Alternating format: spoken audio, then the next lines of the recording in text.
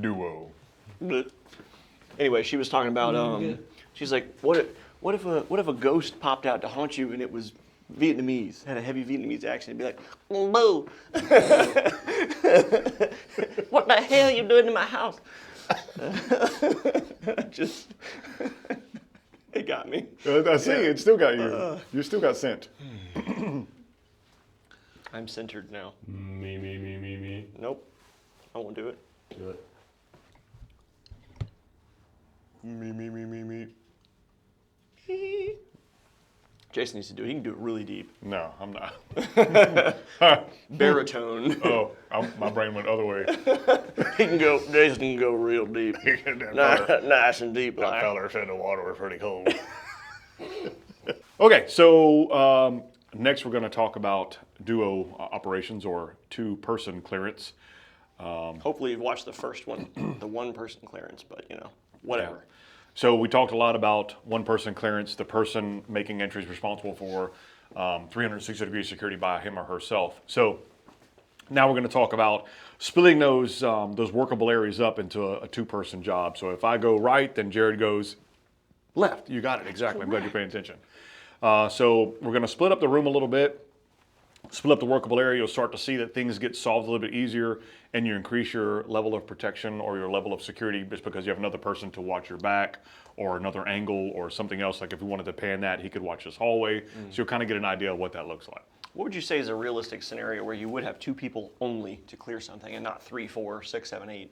I mean, let's think about like a husband and wife. They live there. They live alone. And he says, hey, look, you watch this door, hold security here, and I'm going over here to check this door. And then, all right, hey, I checked this door. Now you come to me, and we, kind of leapfrog and check it together. Or what if they have children on the other side of the house, and he says, hey, here's your gun. I want you to watch this direction. Make sure that you cover that door while I move across the room to get the kids, and I'm coming back to you. So we're plugging and playing security options so that we can go accomplish a task. Mm-hmm. A lot of departments have two-man response. Yep. So you have two guys to a unit. And so when they go to that alarm call that we talked about on the first video, now you have two people and you have a completely different look at things. Like Jason said, normally it's one guy covering everything. Now it's splitting that large amount of work into two parts, which is great. But I think the real difference between what you're going to see is consistently prioritizing rear security. And also now you have to communicate with another person. When you're by yourself, you don't have to communicate with anybody. So there's going to be communication and a higher prioritization of rear security because you have the option now. That's really the only difference between it, truly. Yeah. You want to get into talking about panning? Yeah, we can do that for sure. So you saw it before. If you haven't watched the video on panning, man, I hope this isn't your first one because a lot of times we, again. Chamber flag? Yep, they're still good, still clear. Roger that. So we get set up to do the thing. He lets me know he's ready for me to start the process. He gives me a little squeeze on the tricep. I start to move over, working the near apex of that doorway. I get set up on the other side. Now again, it's not an always or never, but in this case, I saw the most, so I'm gonna go ahead and ask for permission to go through that doorway. And all I'm simply doing is just raising my hands and eyes, or my weapons about this much to keep it within my line of sight. That tells him, hey, I'm ready to go, and then he can drop his gun. That's a non-verbal communication. But let's say you're not up to that speed yet, so if you would, Jerry, get your gun up. You don't really understand non-verbal, like, hey, on me. Is that cool? So he gets out of the way, compress, and go through the doorway. Same process as before. You've seen that 100 times or so. So again, like I said, it's not an always or never. What if we get over to this side, and even though I panned it across, Jared now has some sort of stimulus. He sees something, or his body position changes a little bit. Oh, that tells me non-verbal that he's probably got something, and that we can move through that doorway, and based on what he saw or what he heard, or stimulus-based tactics, right? In this demonstration, there's nothing else in play. It's just this door. But what you're going to see as we progress through the video is I'm probably not going to be picking up a lot of this. I may even move with Jason to cover his back as he pans it. So there's other stuff when we talk about rear security where I may not do what I just did. But this is a basic two-man pan concept on a center fed room. Now on the solo video, we did the push and turn technique. We're worried about both corners. So do you want to pan and enter from outside? Sure. We'll show them. Yep. It's going to look like every other pan video you've seen us do. Every other room entry, right? Yep. It's no different. But what you might see is we start to prioritize rear security sooner.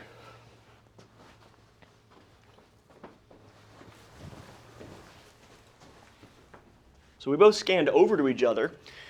Now let's say where the camera is, where the viewers are, is not something that's in play. It's just this door in front of us. And we also now have to worry about what could be behind us. Bad guy can run out the back, come around and come in through the front door. Who do you think has more data into that room? The guy that's on the right side with that door or the guy that's on the left side? Kind of equal, right, from where we're at. It's kind of equal. So all it takes is the initiative, just like any other initiative-based tactic system. I can move over to Jason, turn and hold rear, and he can commit to that room to do whatever it is he wants to do. So if I turn and I get over to him, I'm touching him. I'm feeling what he's doing, and I'm covering his back. Now this is where we start having to get into communicating things. If I turn and squeeze him, that's great. I can say, okay, he's obviously ready to go. I can't see what's happening. There's nothing coming from over here for now, so I say, hey, let's get it. Now I'm with him. As he starts to move on that, I'm just going to turn and hold rear and get away from that edge. Lots of squeezing going on. What's another way we could do this that Jason can drive the initiative? All I have holding rear here is old data. Jason has the new data. He's looking at the new thing. I can tell him on me, or I can simply just start to move. He just took off. And what did I feel? There's a gap created. So when we were talking about this before we started filming, and one of the critical things we have to teach students is understanding body language and positioning. I know the next thing that has to happen is we have to go into the new unknown. So when I feel him leave me, I'm immediately taking my gun out of play, turning, orienting my eyes, processing, going the opposite direction that he went. No different than what we did when we panned. So it's a lot of processing power, and it's something where you really need to know your partner. You need to understand how they move. Anything to add on that? Yeah, you can also use just verbal commands. If we're over there and I'm ready to go in that room, I can simply tell Jared, if he's not responding quick enough or he's not moving, hey, Jared, come to me on my side, and we just simply shift. Right now, from this position, I can't see that there's a partition right there on the right side of the room, but he can. Right. He can simply just verbalize, hey, Jay, the most work is on the left. I'm like, okay, cool. And we just, based on those verbal commands or that verbal stimulus, we just simply move to the direction of travel. That makes it easiest for solve the next problem. Remember, like I said before in the first video, it's just chess pieces, right? You're moving steps ahead, not just one move. Yep. And just to caveat the verbals versus not, if we're cops, we're probably announcing from the doorway for a while. Yeah. You know, like this is an alarm and this door has been kicked in. Hey, police department, anybody in there? Show me your hands. Let me know you're inside, whatever. So talking is not a bad thing because we're going to constantly be saying, hey, it's the police.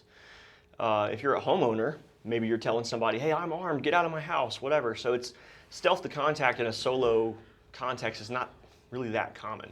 The only time it might be important to not be yelling and trying to communicate is active shooter, where we're just running to the threat. But that's, again, kind of a different scenario. We're talking about searching right now. Yeah. So it's okay to talk if you need to. And again, it would just be something simple like, if Jason's right here and he says, hey, on me. On me, Jared. That cues me up. We're doing the next thing. Let's talk real quick about safe positions with the pistol, just because I already know from the last 4 years on Instagram and YouTube that this is going to get hate, right? Sewell. And this is going to get hate. And somebody's going to hate this too. It doesn't really matter which one you're doing as long as you do it well. There's problems with all three of them. My preference is right here, the high carry. The gun is pointed where I can see the muzzle and where it's oriented. It's not up here blocking my vision or just arbitrarily married to my head. And it's not down here where when I get lazy it points out, right? I'm flagging everybody. This is a really good way to carry it, and my preference and what I like to teach. But all of them are legitimate options. So everyone you do, just don't muzzle the guy in front of you. Make it make sense. What's a really good reason to have your gun pointed up, especially for cops, and not at the dirt? Kids. If I'm running around or clearing a house or in school and there's kids here and I'm doing the arbitrary like police use Sewell and there's kids on the ground, I'm like, I'm here to help. I'm pointing a gun at them. Maybe that's not the best option. So having some sort of high carry or high port or temple index or whatever in your repertoire can be helpful. Well, and think about the nature of that environment. If you have the gun down here and those kids are running at you, they're just doing their best to get the hell out of the way and get away from that danger that you're supposed to be running towards. So if by chance, you're trying to push through the crowd and get people out of the way and then the bad guy pops up, you have to maneuver that gun up and around those individuals where they may be pressing against you or clinging to your body to get away from that danger because you're there to help, you're there to save people. And if you're unable to deploy that pistol or that rifle in a timely manner, then what are you even doing there? So again, based on that environment and that particular context where there's an active problem and people are running towards you, having that gun up to be able to weave through the crowd and then be able to present it at a moment's notice, where it's easy to drive it towards the problem. Same thing with the rifle. If the rifle's up here, I can move people around and still be able to deploy that rifle in a split second. And that's why we harp on every class that we do, we go through those presentation drills, high ready, low ready, and a scanning position presentation. Absolutely. So that was a little, not to say off topic, but it's just something to give some context to, because I know there's going to be comments about it if I didn't say something. Certainly. You want to talk about Cornerfed? Sure. Just like the solo response, it's not, catch that door into the lobby too. I'm gonna get this one and Yeah. that one. On the solo video, we talked about you can either push the threat or you can run the rabbit. Same thing's true here. It's just that the other guy does the opposite. It's really, really handy to run the rabbit, but sometimes the environment drives us to not. So let's just show them both. Okay. Again, we have whole standalone videos on these guys, but this is just putting it in context with adding in that rear security and that communication. Gives me the squeeze, I start to pan over. I'm gonna push direct to threat, which means I'm going towards where Mitchell is. Collapse out, clear that corner, collapse my sector, fire, continue to move, look for my homie. Pretty straightforward. All right, now he's gonna run the rabbit. So again, I get the squeeze to do the next thing. I start to move over here, pick up that near apex of that corner, start working it small, get set up, push in, clear my corner, collapse over. As I clear my corner, I saw him moving, so there's no point in me clearing the corner over here, then back to him. So as I move across this door, remember, I'm just gonna use this light. I'm working this apex, I point it towards the deck so you can see it. I'm moving this direction. As I clear the corner, he's moving in, I see him, then I can move my gun over to the next problem. Yep. And you're probably like, well, why would you take your eye off of this problem to see your homie? Well, what if he slipped, tripped, or fell, laying face down over there, now he's exposed to that? At least if I looked at him like, oh crap, I can now protect him for whatever is going on. What if his shoelace was untied and I didn't do a proper PCI, pre-combat inspection, and his boots were untied and he makes entry and falls down? Again, just something to think about. Not releasing this problem to make sure your buddy's good to go. He's upright and fighting, and he can protect himself from the next thing, and then I'll redirect to the next problem. Yep. So let's talk about it again. This little hole over here for the hallway is out of play, but this room is in play. If Jason and I are in our scanning points, points of domination, whatever term you want to use, we've entered the room, we've stopped, and we've seen each other, and we truly have that in play, and we have this in play. This is where we start getting into trying to figure out who should be holding rear and who should not. What do y'all think just looking at these two? That's right, it's 6 in one hand, half a dozen in the other. It don't really matter. If I turn and hold rear from here, what am I exposed to? That door. If he turns and holds rear from there, what's he exposed to? That door. So what actually has to happen is we either use speed, surprise modus of action, get in that room, get out of here, because we're between two threats, or we use a little bit of safety and security and we meet up and point muzzles in the actual directions we need to go. So if I start panning out, Jason can react to me, or vice versa. If he starts to move towards that door, I might say, hey, he's picking that up. As he takes that room, now he's covering me from what I was exposed to. This is sort of like the opposing problems, but notice that it's between Jason and I. And what would we solve this with if we had a third, or fourth, or a fifth person? Well, if they plugged there, they would just turn around and hold it. That's why that 3 and that 4 man makes these problems so easy. But right now, this right here, doesn't matter which way we do it, somebody's going to give something up. So we talked about it on the first video. No matter what you do, you're giving up something to get something. So right here, if one of us turns to hold rear, we're giving up that room. Why? Because rear is just as important. It's just the oldest information. And how long are we giving it up? As long as it takes to get into that room, which should be pretty quick. And remember, he's giving up what he's looking at, which is the most unknown, to take the least unknown, which is, like you just said, the pass to the rear. Yeah. So if he's going to tell me that, hey, I got rear, I need to be moving over here because he told me he's going to turn his back to this problem. Yep. So by him verbalizing that, or him saying, hey, I got the rear, Jay, I'm simply going to slide over here to protect him from it so that way he can turn his back to this. Am I really protecting him from this angle? No, because there's dead space over there that I can't see. I'm clear right here. I'm protecting myself. But if he turns his back, who is exposed? So again, it's a game of angles. Angles from inside of the room to exposure outside of the room. Angles inside of the room to exposure outside of the room. So we need to protect ourselves from those angles that we can see and that we're about to purposely either turn our back to or present our muzzle or plate carrier towards that work. And this may be a great situation where we don't prioritize our safety and security static as much as we just say, hey, let's use a little speed to get into that room. just like the caveat we gave at the beginning, there's a million ways to do this. You get shot doing any of them. So if we went a little bit faster, we're here, we scan, we saw each other. Take the room, Jay. Okay. I'm still paying it some mind. We're here. As he starts to move on that, I'm turning, I'm already back on rear. So we got out of that sort of funnel between these two. I'm able to turn and hold that really quickly. And what's the most unknown now? Let's say that hallway is in play now. Hey, you got the right on protect rear. Yeah, so I'm looking at a threat, but the most unknown is this way. So he gave me that squeeze. I'm going to orient my body to the new information, right? And I'm working off this angle. Now he's touching me. That tells me that he's with me, and also when I move to do something, it's going to make him turn and orient to the new information. All right, he's touching me, and as I start to move, he's turning and seeing what we've got. The slower I am, the more he's going to have to turn and touch and turn and touch and turn and touch. Every time he moved, I would move and I'd bump into him. So it's one of those things where once you commit, freaking go, turn it on and move. Don't stutter step through a doorway, because I can't stand that. You'll get kicked and get out of the way. We see students do exactly what we were just showing you here in this hallway, where it's like they get to this position and there's nothing new, and they go, okay, well, I have to commit. Fuck, that's dangerous, right? What are we doing? We're just sitting in the hallway back to back. If anybody pops out down there and shoots, they hit both of us. If anybody pops out down here, they shoot both of us. So maybe a little bit better way to do it. I feel him, he's touching me, we get to that position where we're ready to commit. I'm not going to slow down after I move on this point, right? If he feels me leave him, he turns. I'm continuing movement to the new information. Now we've gotten to a point where there's more decisions to make, and we didn't have to bump constantly, right? Anything to cover before we talk about hallway? No, man. All right, so, Mitch, it's probably better if you film from down there. Tell me what to do.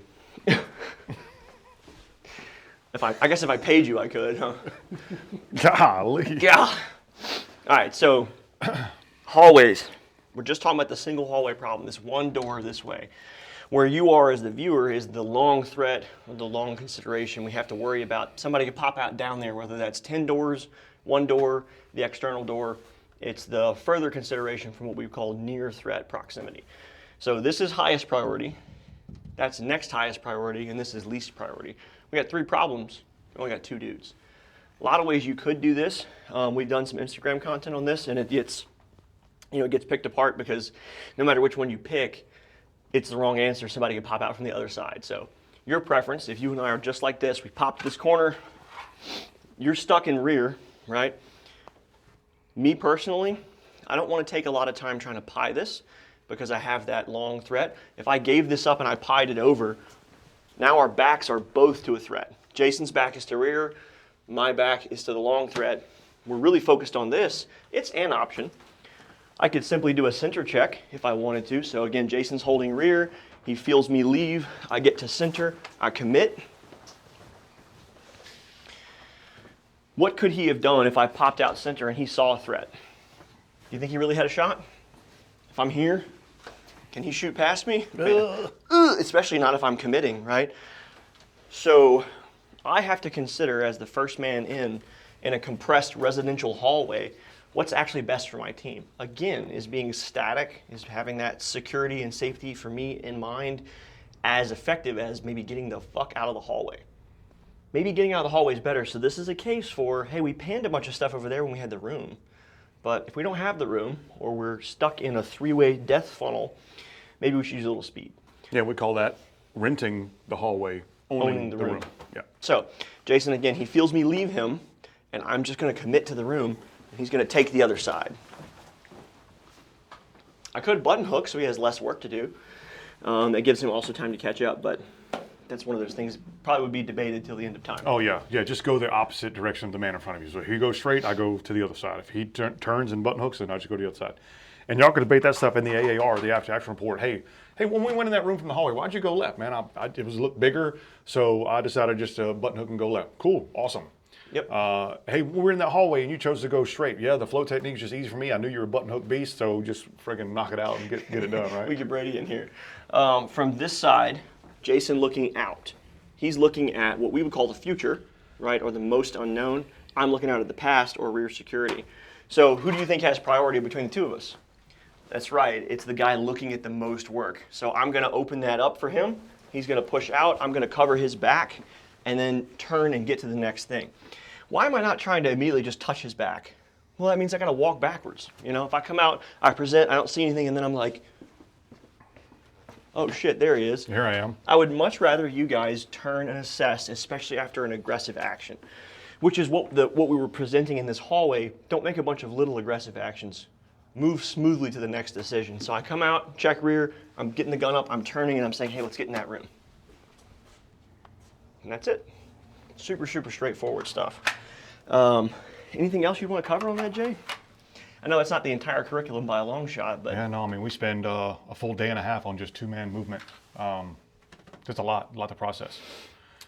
yeah, so this is solo duo is taught as a combined class because everything you do in solo builds into duo. If you watch the first video, then you can notice that really the only thing we added in is that second person's communication, and the person that has an easier time checking rear security does that. It's not super complicated, but really it's a ton of work for really anybody to do. When you could have a team of 6, 7, 8 people doing this, when you look at it from that perspective, you do a real search warrant with 8 dudes, you might clear 1 or 2 rooms. But you clear a room by yourself, you cleared every room, sometimes more than once. With a 2-man team, you clear every room, certainly, and you re-clear a lot of stuff. So if you're interested in learning this, I don't care, law enforcement, military, lawyer, ditch digger, it doesn't matter to me. Come out and learn if you're an American citizen. Go to oriontraininggroup.com. Check out the Instagram, at Orion_training_group. Jason and I both have Patreons. So there's the OTG Patreon, just search Orion Training Group, and then search Jason's company, Ransom Tactical Solutions, for a lot of really good low-cost training. We cover this kind of stuff, weapons manipulation, shooting drills, other tactics. Pretty much run the gamut. So don't forget, repent, turn to Christ. Obviously like and subscribe, call your mom, tell your lover, brush your tongue. God dang, it went from ground yourself to brush your tongue? Also ground yourself, sun your balls, that kind of stuff. Oh, my word. Godspeed.